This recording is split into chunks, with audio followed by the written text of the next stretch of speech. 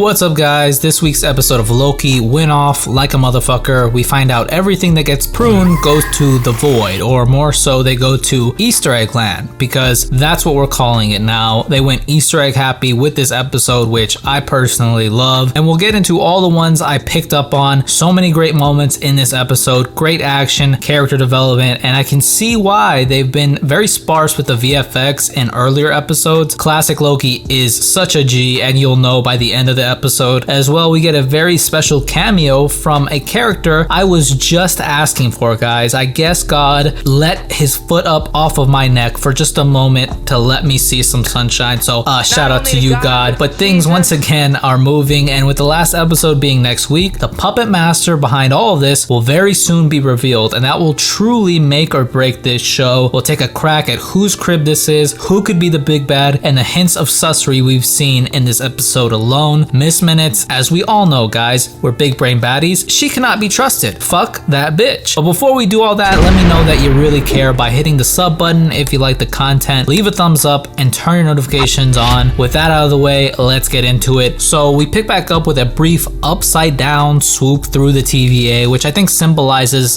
/ foreshadows how everything there is and will soon totally be upside down. Then back to Loki in this place called the Void, which I believe is a space at the end of time where all branch realities that get pruned go, which is watched over by this like cloud monster called Goliath, who basically eats up everything. And I knew the TVA had to be lying, and plus it's physics, right? Energy can't be destroyed, only transformed. Okay, I think Optimus Prime said that shit in one of the fucking Transformers movies back when they were, just bearable, and we were like, oh my god, there's a Transformers movie, I gotta go see it. So this motherfucker definitely got eaten by Goliath with his loud ass as soon as he got pruned. But basically these variant Lokis come help Loki and invite him to chill at their spot / lair. We get to hear boastful Loki telling a wild ass story, which OG classic Loki calls hard cap on, which is just like a Loki to do. Just hype the hell out of a story to make yourself look more badass. We also get classic Loki's backstory and Nexus event, which was awesome. Okay, it was basically a what if Loki survived Thanos, and he actually cast an illusion so real he was able to escape the beginning of Infinity War where he died, and he actually chilled out on a planet. But his Nexus event was when he started missing his bro Thor and was trying to go see him. That's when the bitch ass cold-blooded TVA stepped in, as if they weren't already hated enough. It also turns out that Kid Loki's Nexus event was killing his Thor, which is pretty damn wild. Loki is adamant about escaping the void and intends on killing Goliath, to which the other Lokis laugh at. And then when Loki tries to dip, he's met with variant Vote Loki. That's the one that we've been seeing in like all the promos. Turns out boastful Loki double-crossed Kid Loki, but in doing so got finessed by Vote Loki, and of course a brawl ensues. Luckily classic Loki gets them out of there swiftly with his magic. And I love how them being somewhat reformed Lokis call out their backstabbing nature, and how when they try to change, the TVA comes after them. Like, they just can't win. Okay, the universe wants them to be one thing and nothing more. It's actually quite depressing, but this actually gets the Lokis to take Loki to Goliath to try out his plan. And all while this is happening, Sylvie is interrogating Renslayer back at the TVA, who isn't giving her much, and it really seems like she's almost as in the dark as Sylvie is. She attempts to finesse Sylvie with the help of Miss Minutes, who's having trouble looking up files in her own system, which, guys, that doesn't happen. Okay, that's hella sus right there. Sussery number one. Like, if I'm looking up shit on my computer, my PC doesn't say I'll try. It huffs and puffs and it finds the shit. Okay, there are no maybes, Miss Minutes. We know you're a liar, and we know you're behind this, probably, more than likely, maybe. And once Sylvie catches on to Ravona's bullshit, she calls the Minutemen to help her, and that sets Sylvie off to the void by the very ballsy move of pruning herself, except she has a tempad so she can escape, which she then escapes Goliath with the help of none other than the legendary Mobius and Mobius. During her escape though, she actually made a connection with Goliath, and with Goliath being a living being, he's able to be enchanted. And when Sylvie enchanted him for that brief moment, she saw he's guarding something. So the plan is to enchant Goliath, and with them both on track for Goliath, they actually meet up, which was great. When I saw Loki running towards them, I thought he was gonna give Sylvie a big ass hug, but instead he just goes suavemente mode later on and conjures a blanket around them both, and they kind of soft deny that moment on Lamentis, but they know the real, okay? And so the plan is about to commence, and Loki decides to stay and help Sylvie, giving Mobius the tempad, and Mobius says his farewells, extending a hand to Loki Loki for goodbye, but Loki says fuck that and brings it in for a hug and calls Mobius a friend. So much character development here, guys. The other Lokis dip and Loki and Sylvie try to engage Alioth. Loki tries to draw Alioth's attention to distract while Sylvie enchants him, but it's not working. And so the craziest and best part of the episode then happens, with classic Loki casting an illusion of all illusions of Asgard, which was goddamn ethereal and badass and just the coolest shit ever, okay? Classic Loki is such a G. And come on, that green aftercast, no way you can tell me this show isn't influenced by the Wizard of Oz, okay? And he ultimately sacrifices himself in his version of glorious purpose so that both Loki and Sylvie can enchant Alioth together, because they're more powerful than they seem, as proven by classic Loki. And the build up to it was just awesome, okay? More powerful together is always a great thing to see, and thus Alioth disperses and we see that castle on the rock with that bright light at the top. And so the next episode we will get our answers. But before we do our speculations, I have to talk about the dislikes and the likes. So to start with the dislikes, guys, I legitimately cannot think of one thing I truly disliked about this episode. If I was trying my best to be a critical cunt, I suppose I could find a thing or two, but if I really have to dig through and really look and think about the problems, then they can't be all that big or important. So on to the likes, goddammit, because there's a lot. First off, the costume design for everyone. All the variant Lokis are amazing. Classic Loki is amazing. It was nice to see Vote Loki, even though he just got his arm bitten off, which was, you know, that Star Wars reference that they always like to put into the MCU movies. I loved his backstory, his Nexus event being that he missed Thor. It was just so good and humanizing for classic Loki. His ultimate sacrifice, everything was just great about him. Richard E. Grant, excellent addition to the MCU. I hope we get to see him again, although I'm not counting on it. They really let Loki go off in a bigger way than we've ever seen, and I love that, okay? Don't nerf these characters, just put them in positions to go all out, okay? Even though boastful Loki was a snake, I like how they displayed that core nature of a Loki, and also with President Loki, like that mischievous itch to just do bad shit, to backstab. It's such a constant, and it really helps you see the contrast from what Loki started as and what he is now. That progression, which I really loved. The Alioth design I think was very badass. Very, you know, James and the Giant Peach cloud monster-esque. I really like that. I love the continued romantic relationship, by the way, between Sylvie and Loki. You guys already know that. Bangaroos are about to happen, guys. You already know. I just want them to kiss already. Hashtag let Loki hit already. All my deviants, I need you to tweet that out. And this will transition into the Easter egg category, because guys, this episode was Easter egg heaven. So the one that's my favorite, and if you guys watch the comic reviews that I put out, you should know. Seeing Mjolnir, then immediately seeing the mighty Throg was just amazing, okay? Like, I legit was just talking about how I needed to see Throg in live action, even if he was just trapped in a container which read T365, which is a nod to when Thor was actually Throg in the comics, and that's actually the issue where he lifts Mjolnir as a frog. It was amazing. I need more of Throg. Hopefully he escapes in the final episode, or this is just a variant and we'll get Throg in the future. Crossing my fingers for Thor 4. Now on to lesser, but still really dope Easter eggs. First one I saw was the Sanctum Sanctorum in the very beginning of the episode. Then we get the giant yellow jacket helmet. Again, it could be the one we saw from Ant-Man, or one from a different timeline that actually went big and maybe he wasn't supposed to. We get the legendary Thanos copter, which they originally had Thanos' blade from Endgame be kind of a nod to that, but to actually see the real thing, it's just fantastic. When we're in that Loki lair, we see Roxy Wine, which I feel like they're really planting the seeds for Roxxon to be a bigger threat in the future of the MCU with this. We get the Dark Aster, Ronin's whip from Guardians of the Galaxy 1, which is dope to see. Another connective thread. We actually get a Hydra helicarrier, probably from a Secret Empire reality. We also get Leviathan skeletons, it seems, from that Chitauri invasion from Avengers 1. Then, second to last on the wild as hell list of Easter eggs, we see what looks like a stone rendering of the Living Tribunal's heads, which is fucking insane. Like, what the fuck happened to him, you know? Is he like that because it's like the end of time, or did somebody do that to him? I am just so confused, but this was such an epic Easter egg. I mean, the Living Tribunal, I remember hearing that he was supposed to be in Infinity War. He was gonna fucking take Thanos through some fucking loops or something. It was gonna be a dope sequence, but they ultimately scrapped it. But that was just so dope. And probably the biggest and most telling Easter egg was the Kang Tower, okay? Which was a company Tony Stark in the comics mistakenly sold to to Kang Enterprises, and Kang is owned by a character named Mr. Griffin, who also happens to be a version of Kang, which, guys, could we see in the next present time set MCU movie or show in New York? Instead of saying Oscorp like we all think is going to happen, what if Avengers Tower ultimately says Kang? Could this be how they introduce Kang in the MCU, planting these small seeds, or maybe not so small, but these things into the MCU for us to pick up on? Or are we getting a fucking Mando season 2 Luke Skywalker reveal for this final episode, and we see Jonathan Majors in the castle pulling the strings? Maybe, maybe not, okay? The thing is, the Disney Plus shows have not gotten that wild, to be honest. I believe Kevin Feige has also said nothing too crazy is going to happen in the Disney Plus shows, but Loki so far kind of has, okay? We've gotten great reveals and surprises, and plus, I believe this was the only Disney Plus Marvel show that wasn't affected by Rona. Like, I think it was entirely shot in 2019 or very early, like 2020, it wrapped. So I'm thinking they had no constraints with people flying in or shooting something super secretive that maybe went balls to the wall in awesome and epicness, and we're getting Kang or a version of Kang or even multiple versions of Kang, guys. The seeds are there. So let's get these speculations going, these predictions. Lots of people have been guessing who exactly could be in the castle. Some of the more popular ideas would be King Loki or just an alternate version of Loki, right? Because as of now, we haven't seen these shots in any of the previous episodes. A lot of people are going off of this, so people are speculating that this is King Loki and he's somehow been the puppet master all along. For what reason, I don't know why. This could be, you know, maybe whoever's behind it showing Loki alternate timelines where he could rule, but you know, I think he's pretty much established that he doesn't give a fuck about ruling in this episode. But for whatever reason, I don't know why, but I'm not ruling it out, because legit, we have one episode left, and to give us some brand new character would be very difficult, okay? That's why Kang seems unlikely, but legit, so many things are hinting towards Kang or a version of him. What with Kang Tower and his love interest being in the show and being a part of the TVA, which I don't believe she is in the comics. Obviously things change, the MCU, you know, mixes things together, but let's just say Kang was in the show. I'm gonna say it'll be the Immortus version of himself, the older version of himself, who actually lives in a place called Castle Limbo, which looks a lot like this place right here, okay? And also I've heard that this is, you know, supposed to be Chronopolis, and people were also saying that the TVA was Chronopolis, or that picture that we saw in Ant-Man and the Wasp in the quantum realm of some kind of like weird city, which I'm not saying that that place in Ant-Man and the Wasp isn't Chronopolis. I'm not denying that at all, but they don't look anything alike, and that's why I do mess with the idea of Kang being here. But I think because of all the stuff that's happened before, when we dared to go wild with our predictions before the time of WandaVision, I think the safest bet is that they lean heavy into the whole Wizard of Oz thing, and the man behind the curtain might not be all that wonderful. Maybe it's legit some mortal man from the future or something, or maybe the timekeepers are in fact real, but they're mortals and they develop this guise of the timekeepers and the TVA to seem more grand than they are. I don't know, guys, but I feel like something like that'll happen, and the Hail Mary would be probably Miss Minutes being the ultimate big bad. She was sus as fuck in this episode. Like, she knows shit that would crumble the TVA, even if the highest, most loyal position being Renslayer knew. So shit is juicy as fuck right now, my guys. That's really all I can think of right now in terms of speculations and predictions. Again, this episode was fantastic. It really just all depends on how they close it off, whether that be them leaving room for a season 2 or giving us something definitive. I know I'll fucking cry if they bullshit and give us a cliffhanger. My balls will turn into sapphires, guys. Deep blue sapphires if they do that, but I'm counting that they won't. I think they'll give us something good. But let me know what you guys think. If you think the big bad is a variation of Kang or Loki or Miss Minutes, I'd love to know. We just got a couple more days to go and the reveal decides the fate of this show. No pressure. Also, I feel like next week we're getting our No Way Home trailer. I don't know why, but I feel like Loki might somehow affect No Way Home. That's just my feeling. Maybe not next week, but maybe in a couple weeks, like in July, I want to say, because I don't know, maybe something crazy is about to happen and we don't even know it yet, and we're due any day for that trailer. But that's pretty much it. Another amazing episode. If you liked the video, leave me a thumbs up, comment down below, and if you want to subscribe, I always appreciate it. Thank you guys so much for watching, and I'll see you